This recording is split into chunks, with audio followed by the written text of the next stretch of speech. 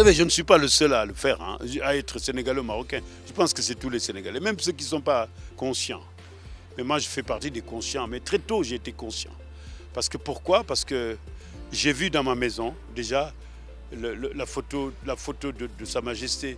Quand j'étais tout petit, j'ai vu sa photo. Mais au fait, je ne savais pas qui c'était, mais cette photo, je voyais que quand les regards se posaient sur ces photos de mes grands-mères, de ma mère, de mon père, c'est quand même ça scintillait. On voyait l'étincelle dans leur visage. Et puis après, j'ai entendu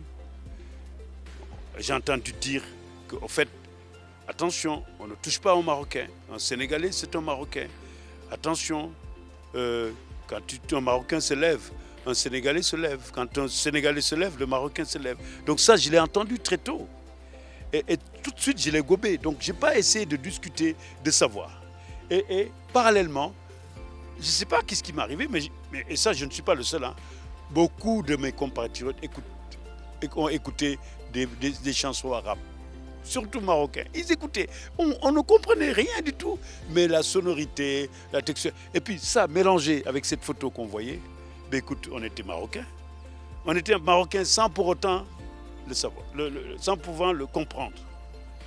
Et puis après, quand on grandit, on le revoit. Et puis je vois ma grand-mère. Quand j'entends que Sa Majesté devait venir à Dakar, la préparation que les femmes, ma mère, mes grands-mères, mes tantes, ce qu'elles faisaient, elles portaient les plus beaux habits de leur vie et puis elles allaient regarder, juste regarder, voir. Et puis elles revenaient dans leur maison. Et c'était une journée de fête pour nous tous parce qu'il n'y avait pas de tension, il n'y avait absolument rien.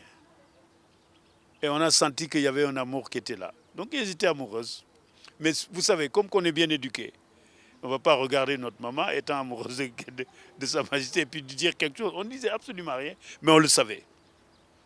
Et jusqu'à aujourd'hui, quand tu parles avec une maman et que tu parles de Sa Majesté, je t'assure, les visages scintillent. Et nous les jeunes, quand même, bon, nous qui sommes venus jeunes, parce que je ne le suis plus, mais nous comme jeunes, on a balisé le terrain. Et on a balisé dans tout. Ça veut dire que quand le Maroc dit oui, on dit oui. Quand il dit non, on dit non. Et ça, on ne badine pas. Donc, notre enfance revient sur ça.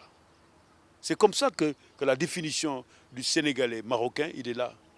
Je vous assure, si un match de football a lieu entre le Maroc et le Sénégal, c'est là où vous allez vous rendre compte. Le pays est silencieux. Le pays est silencieux. Et quand on demande à un Sénégalais qui doit gagner, il dit, ah, Dieu va faire celui qui a gagné. Je vous assure. Quand le Sénégal et le Maroc se mettent ensemble pour jouer, tu vois, le Sénégalais, il est mitigé. Il dit, ah, c'est Dieu, tu sais, si le Maroc gagne le Sénégal, c'est Dieu qui l'a fait. Ça, on comprend. Donc, dans cette subtilité.